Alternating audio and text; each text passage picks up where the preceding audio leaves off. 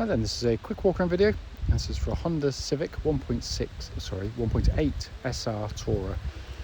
This car's covered just 53,000 miles. Very, very nice vehicle. Just go around the car. It's a bit windy. In fact, it's very windy today, so I do apologise. So I hope you can hear me. In front of the car, lights and lenses are completely clear. Cracks of condensation. The bonnet is really clean. Hardly a stitch of any note on there at all. Near side, passenger side, again, very clean in the panel work. No obvious indentations that I can see.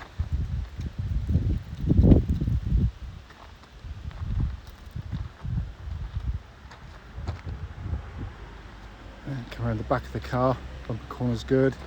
Always think the rear 3/4 angle is the best for these estates. It's certainly one of the most striking estate cars out there, even today.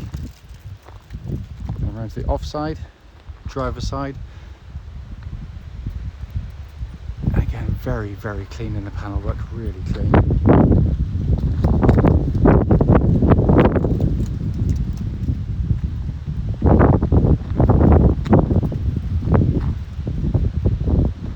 Externally, the car's in really, really nice condition, and again, apologise for the windy nature of this video. Coming to the back of the car, absolutely enormous in the back, and it looks almost like new. The video doesn't do it justice. The carpets have that kind of factory look about them, so it's hardly ever been used in the back. Let's come to the back. Rear seats again in beautiful condition, and again, that is not always the case. Civics are normally very heavily used family cars. This one's been treated beautifully. Front, again, front passenger seat in beautiful condition. Driver's door card again, very clean and tidy. Likewise, footwell area, and driver's seat itself shows minimal amount of wear. So inside the car now, a bit quieter and less breezy in here, quite clearly. The dashboard looks in fantastic condition. The sat nav, you can see, working exactly as it should. If I pop the car into reverse, that'll have a clear gridded parking camera, all working exactly as it's meant to. But it has been kept absolutely beautifully back here, or in here rather.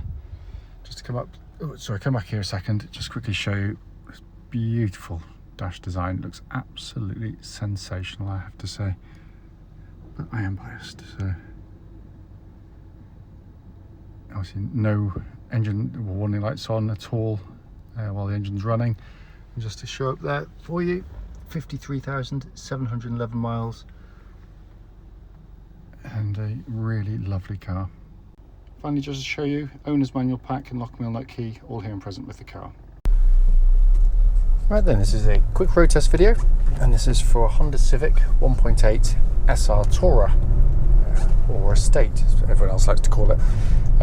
This car is registered DN14CPU, and the mileage currently showing is just 53,704 miles. The reason for all of our videos, very simply, is we want to ensure that if anyone's online looking at any of our cars, they actually get to see the car advertised actually in operation, and it's the very car. Like numerous people, we've been to see cars which have looked absolutely fine in photographs and descriptions, only to get there and find out there's an obvious fault that shows up whilst driving the car. So that's why we do it. We also do it on these very quiet country roads in this beautiful part of Gloucestershire. This actually forms part of the road test route we take our customers on, so we hope it would be representative of what you feel yourself should you be offered a test drive in the car. So coming to the car, one of my favourite Hondas, these, I always like them. Engine starts instantly, settles to an absolute smooth, even idle. There are no warning lights on the dashboard at all relating to the engine or any other part of the car, and temperature gauge is running at a third, which is exactly where it's meant to be on a Honda vehicle, and it's been running for some time. The engines are fantastic petrol engines. Honda are renowned for being reliable, and they are incredibly tough and long lasting, these engines. They're also incredibly economical. Of all the ones I've owned, even doing shorter trips, I'd be up and over 40 to the gallon, and on longer trips over 50. But it comes relatively easy to the car as well. You can use the Econ mode to help that as well, but you don't really have to. It's a very, I'm not sure what this chap's doing. Yeah, it said the economy just seems to come very simply to the car.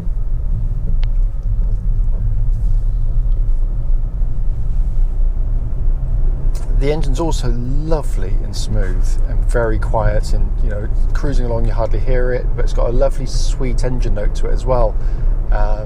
It's not one of those you push them to get really coarse. This one just got the hushed sort of fluffy sound to it. It's just a joyous engine to sit behind, I have to say. Engine then feeds into the clutch and gearbox on the car. Clutch on the car absolutely perfect, smooth and silent, and the bike point is exactly where it's meant to be. Gearbox itself really, really nice. Honda always do good gearboxes on their cars, and this is no different, because the problem with most modern cars is front wheel drive, transverse engine. You nearly always have a cable operated gearbox, and that can mean quite often you get a really lifeless, vague, notchy gear change. This is just fantastic. It feels like the gear levers go straight into the box underneath, which it isn't. The gear changes have a kind of a mechanical, lovely feel to them. It just feels very satisfying to use, I have to say. And it feels exactly as it would have done when it was new. It's just very, very tight indeed. Steering of the vehicle, again, the chassis and the steering, they've done such a lovely job. It's kind of a slightly more polished version of the last generations. But it's lost none of its eagerness which they have, which I've always loved on these cars. You change direction very quickly. It's got a very quick steering response from the steering wheel, but it's really nicely weighted, beautifully precise, and it really flows through corners wonderfully well. And it works fantastically well with the chassis, because the chassis can keep up with it, because it would be horrible to have that, but have some sort of soft, wallowy chassis that was just overwhelmed by the change of direction. It also tracks absolutely dead straight. There's no vibrations at this speed, or any speed up to the legal limit actually, but just the whole car feels incredibly tight on the road. The chassis itself, there's a really horrible bump about to come up any second now. It really is horrible on that, but I'm just listening out for any sort of rattles or clonks that come from underneath the suspension, and I can't hear anything at all. Absolutely spot on. The chassis, as I say, it loves corners. It just eats them up. It's got a lovely sort of body control. There's very little motion going on with the car, but not at the expense of ride comfort. It is very, very comfortable and composed. It's I sort of refer to it almost like it's quite a sophisticated ride. It allows the car to be tight and taut through the corners, but without being overly soft.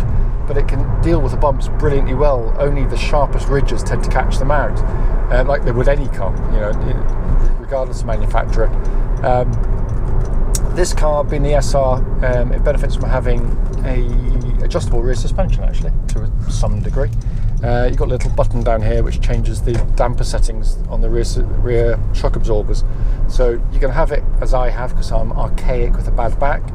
It says C for comfort on there. If I push it again, I'm now in dynamic, so it's much more sport, and you can feel it. There is a discernible difference. It feels much firmer, which obviously if you're fully loaded, it's quite a handy thing. Press it again and you're kind of in normal mode, so it's kind of a halfway house between the two. But for modern roads and how appalling they are, so the comfort setting I think is a really nice setting for it, all working exactly as it should. Brakes, I'm just going to give them a good shove while I'm just catching up with this chap. It's a lovely brake pedal on the car, nice and powerful, no pulsing, no vibrations coming back through the pedal at all.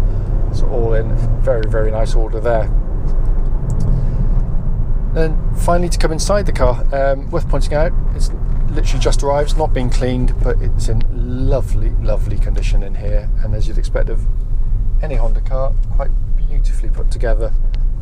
No squeaks, no rattles, no buzzers, nothing like that, which is all the more impressive, because with estate cars, quite often can be rattle boxes, yet these are beautifully put together. Also happen to be, in my opinion, one of the nicest cars to sit in, because you've got a dashboard which is designed to help to be pass the information on really easily, to be easy to use, but also happens to look absolutely fantastic. But that is an opinion, obviously. It's, you know, because it is a bit of a Marmite interior. You either love it or you just don't at all. You don't get it. I've always loved them. Fortunately, we sell to lots of people who share my opinion on them and absolutely adore them. What's good about it is the fact that, you know, it is different in the way it looks, but it's designed to sort of to help. You've got, you know, the most conventional part of it, as always, is this centre stack here, similar to you find in most cars. Sat nav all working perfectly. You've got a dual zone climate control system which offers you different temperatures side to side if you so wish, and that's pumping out absolutely ice cold air, by the way. Heated seats, again, working exactly as they should. Every button and every switch you press has that lovely quality of actuation that Honda gives you. It's beautifully engineered and designed, the switchgear in the car. But my favourite part is this bit that basically the driver looks at the whole time, this binnacle display, which is genius because it's not just for show, as I said. The upper tier of it is information you will look at most commonly or readily. To the left, you've got an information display screen, so if you're going to change things like your radio settings, your fan speed, you've got a little button down there, you can press that or talk to the car if you want. But you've got a small display down there, but a much bigger display up here, which means you can keep your eyes on the road without looking down. But the most commonly looked at dial of all in any car should be your speedo. Looking at it now, looking at the road ahead, you don't take your eyes off the road for a millisecond. It is genius in the way it's displayed. Then down below that you got this 3 pods, big rev counter middle, flanked by the temperature and fuel gauges. But it just feels very special, feels very different in a good way, and works beautifully, and so beautifully engineered. Steering wheel, thick rimmed, leather bound, feels absolutely fantastic in the hand, and like the rest of the interior, shows virtually no wear at all. It's incredibly tight and taut and tight and well built, and without any obvious marks in here. As I said at the start of the video, the point of it is, brief as it might be, is just to show the car operating and feedback on any obvious issues that sort of flag up, and there's nothing at all. It drives absolutely beautifully. As always though, if you've got any questions, don't hesitate to give us a call.